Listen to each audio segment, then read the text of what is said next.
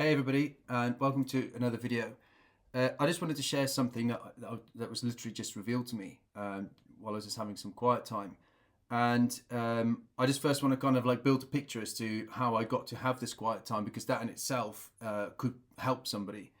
And so recently, I've been wondering about, the story of Jacob, how he wrestled with God and how he then ended up prevailing and held on and said, I'm not going to let go until you bless me. And the Lord obviously blessed him, changed his name to Israel, and we know that that changed the rest of humanity, or the course of humanity, and obviously Jacob's life.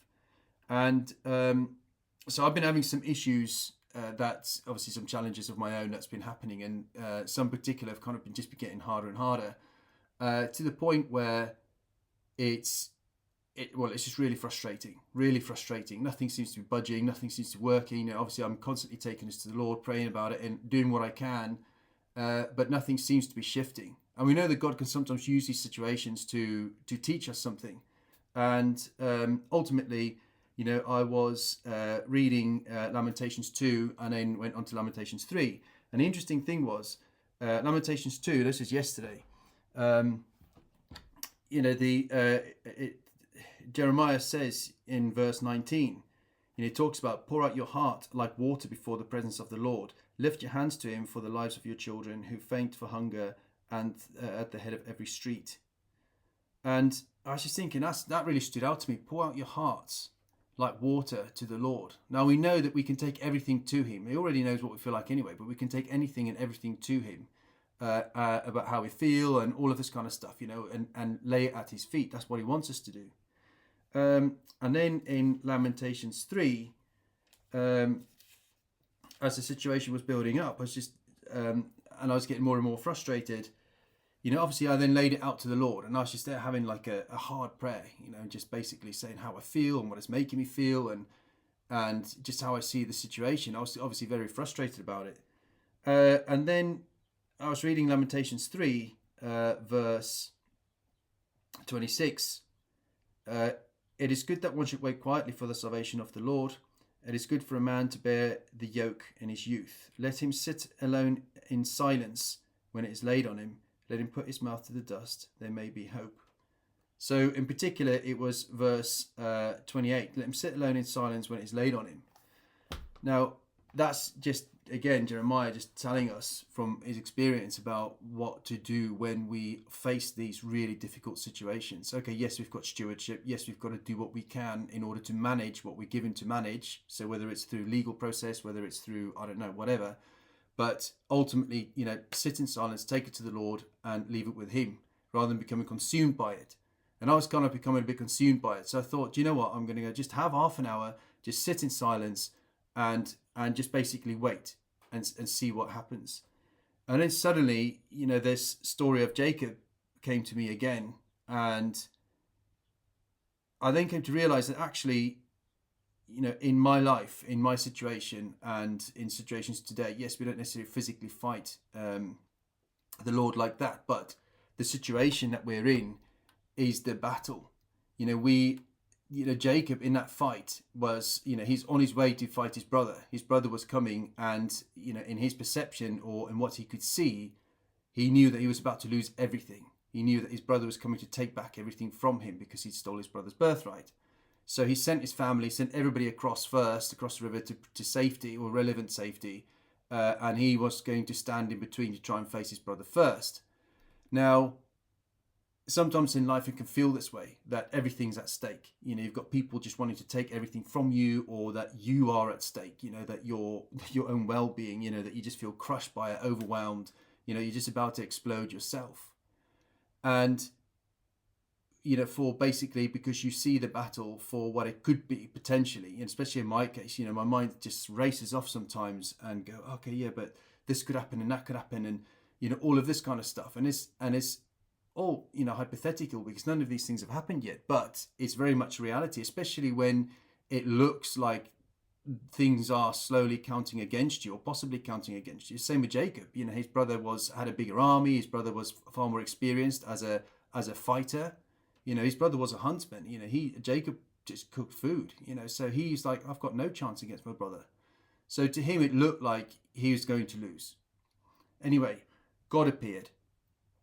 He had this fight with the Lord, and to me that resembles the hope that we have for blessing. We know that laying things at God's feet, turning to him in every single situation and making him the Lord of our life comes with hope of blessing, comes with hope of salvation, comes with hope of rest and release. Yes, okay, life is life. I know that, and we will always have challenges.